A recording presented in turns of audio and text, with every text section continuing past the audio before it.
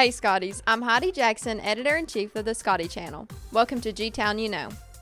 On today's episode, we take a look at a new bill that would require Kentucky schools to recognize mental health as an excused absence. And several GHS choir and band students perform at the annual KMEA event. We also feature recent projects in the art room and speak with members of the GHS archery team in our sports report. But first, we have Will Perosi with the headlines.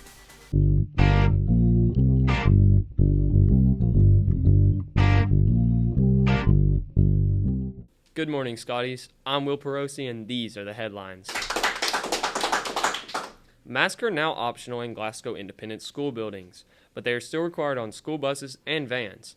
As of February 9th, there were 11 total positive COVID-19 cases among students and staff across the entire school district, according to data published on Glasgow Independent Schools website. HOSA hosted a blood drive this week, so thanks to everyone who helped out with this great cause. GHS senior Jade Mullins recently won the Bounty of the Barons Farmers Market 5K Run t-shirt design contest. Congrats to Jade on this accomplishment. Earlier this week, GHS senior and TSA state president Hewitt Lessenberry presented to the Kentucky House Education Committee, speaking on behalf of career and technical education. Lessenberry apparently transferred to Barron County High School for a few brief moments based on the KT graphic. Thanks to Hewitt for representing Glasgow High School. The Super Bowl is this weekend, and some of our fine Scotty Channel reporters spoke with students and teachers alike to see who they got. Find out their predictions later this episode. Personally, for me, even though I'm a Browns fan, I'm going to have to go with Joe Shiesty and the Bengals. Him and Jamar Chase are really good, and I think that they're going to topple the Rams and win the Bengals' first Super Bowl. The Scotty Channel Twitter account now has 500 followers. Thanks to everyone who follows us, and to all you Scotties out there with burner accounts, take some time off of trolling other student sections and follow the Scotty Channel on Twitter. Meanwhile, Britain's oldest existing pub closes after 1,229 years in business. The pub is closing due to financial issues sparked by the COVID-19 pandemic. This pub has survived the Black Death, English Civil War, the Spanish flu, and both world wars, and was open about 4 times longer than Glasgow has even existed. Meanwhile, a man recently set a Guinness World Record for balancing a Christmas tree on his chin for 1 hour, 30 minutes, and 5 seconds. This was 1 hour and 30 minutes longer than Jagger could balance the Scotty Channel monopod on his hand. Meanwhile, 2 letters recently arrived to a New Jersey home. The only problem? They were 75 years late. The letters describe a family vacation between a husband and wife to California. Hopefully, if you send a postcard on vacation this spring break, it does not arrive in 2097. And those are our headlines. See you all next time, and here's another Scotty Channel reporter with our next segment. There is a new bill allowing students to be excused for their mental health. It has passed the House and is now in the Senate. This bill was created to not only uplift students, but to remove the stigma around mental health in the Commonwealth. Students often feel uncomfortable expressing their mental well-being to parents and school staff. This bill allows students to honestly express to school staff why they are absent and help eliminate the silence around mental health issues. Here are some Scotties giving their input on the bill. I'm Bailey Birdsell, and I'm here with Mrs. Lynch. So Kentucky is trying to pass a mental health day bill. What are your thoughts on that? I think having mental health awareness is always a great thing, and I've just become aware of this bill, and I think it's very interesting. I'm looking forward to seeing what happens with it. Mental health is an important issue that we need to be addressing all over the nation, so anxious to see what happens. Hey Scotties, I'm Brenna Adwell, and I'm here with Gabby Houchins. So what are your thoughts on this? I think that's a great idea. I think it's really important to value mental health, as mental health and physical health have had disparities since, the destigmatization of mental health. So I think they're a great idea, and I think we should implement them here at Glasgow High School. Well, we're in a progressive nation, I feel like. We're trying to make a lot of progressive moves and moving forward. I understand the need for students to have those days, those outlets to try to decompress, because as an adult, I still like to have those days as well when I can. I think that is a very important idea to take mental health into consideration. I feel that if students have problems with their, mental health or anything, that they deserve to have a day for it. I think we should really do it because some days can be stressful, and it'll allow students to take the time to work on their grades and stuff. Yeah, I was reading a little bit about that. It's pretty interesting. I think that there is definitely a need for mental health. I think that people are starting to realize that, back in the day, physical health was important. We, have health and PE and stuff like that, and we're starting to realize that mental health is also important. I mean, your brain is a muscle, so, it's important that we kind of make sure we train that and also relax it when it needs to be. So I get it. I see the value in it. So how many days do you think we should get?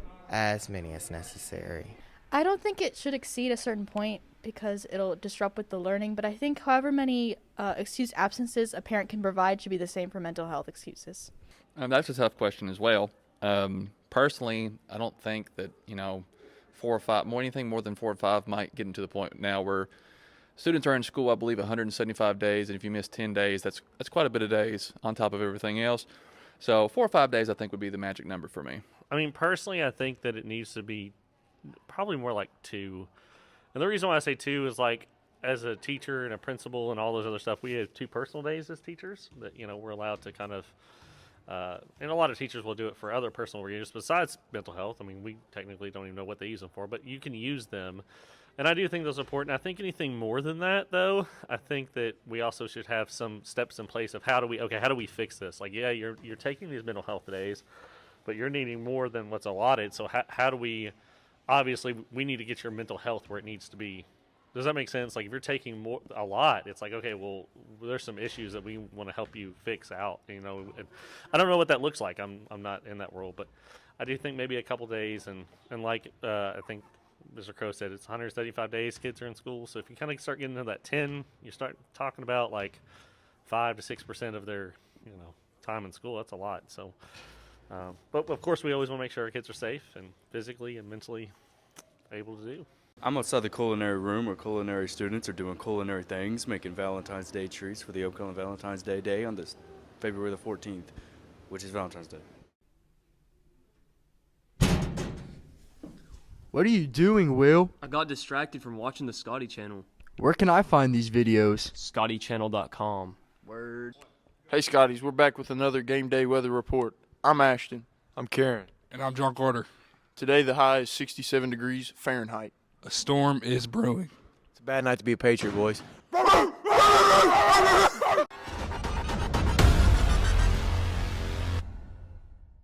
Hey Scotties, I'm Jagger Jones, sports editor of the Scotty Channel. On Tuesday, the Scotty basketball team captured a district win at Allen County to improve to 3-2 in the district. Senior guard Ashton Serwinski scored 22 points, followed by junior guard Christian Winskowski, who added 15 on 5 3-pointers. Senior guard Jackson Poland also dished out 7 assists. The Lady Scotty basketball team dropped a close game at Allen County. Junior guard Ashton Botts almost collected a double-double, scoring 13 points while also pulling down 8 rebounds. Both the Scotty and Lady Scotty basketball teams will return to action against Allen County tomorrow afternoon at home. This will be the homecoming game, so make sure to come out and support all of our Scotties. The GHS swim team finished their season at Region. The following swimmers made it to the final round: Matthew Dickey, 100 backstroke and the free relay; Andrew West, 100 breaststroke and the free relay; Emery Gardner, 50 free stroke and free relay; Nina McMurtry, 100 backstroke and free relay. Anna McKeever, Katie Jo Simmons, Walker Thornberry, and Andrew Lee also competed in the free relay. Congratulations to all swimmers and Coach Dickey in her first season as the head coach. The GHS archery team has been competing around the region, and the Scotty Channel spoke to Coach J.R. Dakin and a few of the archers about their season.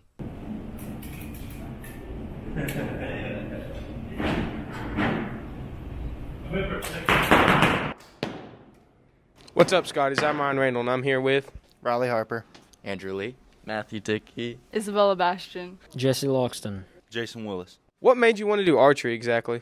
It is very fun. It's very fun. I like getting better at it each week. I would say that if I didn't like it, I wouldn't be doing it since the 7th grade. I was practicing with my bow at my house, and I go hunting with my dad a lot, so it was just practice. And then I got into it, and it was fun, so I just kept doing it. I was actually in Boy Scouts before I was in archery, and I did this merit badge that was the archery merit badge, and they taught me how to shoot, and that what got me interested in archery. A couple of my friends were doing it, so I just thought it was a thing to do in my off time. I'm Luke Allen, and I'm here with J.R. Dakin. Mr. Dakin. How would you say your archery team has been doing here lately? Well, they've done extremely well. I've got several new folks this year, and they're having a good time practicing and shooting and getting better. I'm really pleased with them. What's up, Scotties? It's Jalik Mitchell, and I'm here with Jason Willis. So I heard you had a perfect score. Is that correct? Yes, that is correct. Oh, wow. And can you elaborate a little bit more on what exactly a perfect score is? A perfect score, so the highest score you can get with one arrow is a 10. You shoot 5 arrows per round, and if you get all 5 in the 10, you get a 50. A 50 is a perfect score in one round. So how did your confidence go up with how accurate you was shooting? About halfway through, I got to probably the 3rd arrow, and that's when it started to rise a little bit. Hey, you're a good shot. Go Scotties. Until next time, follow GHS Athletics on social media for the latest in Scotty sports news. Welcome back to the Scotty channel. I'm Jalen, and today we are going to be interviewing some of the students of the art class on their current projects.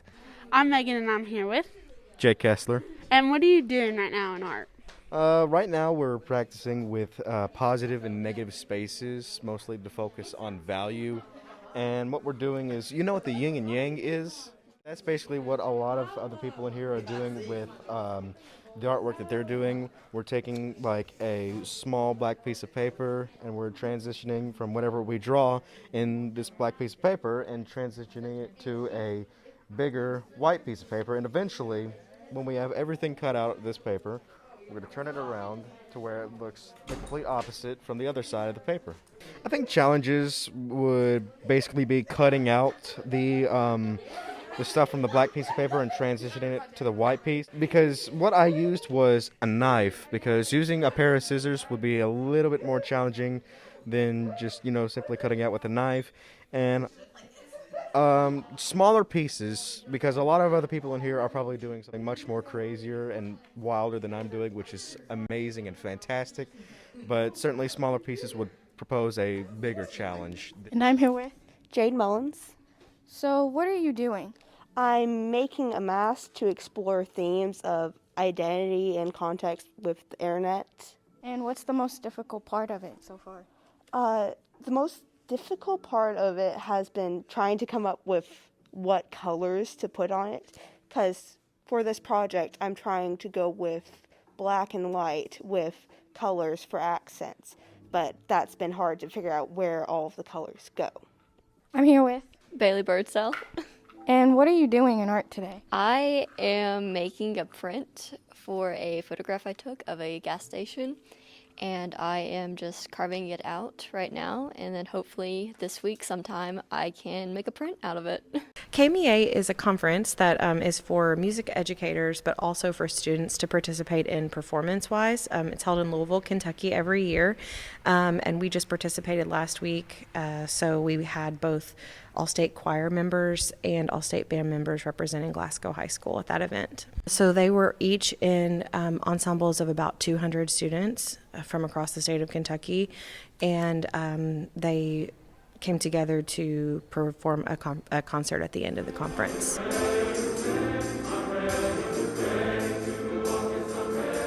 What was the overall experience like? My experience was amazing because I got to see a lot of amazing, talented people.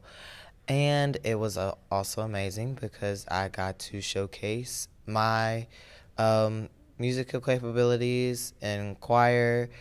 And it was a fun experience because you get to meet new people.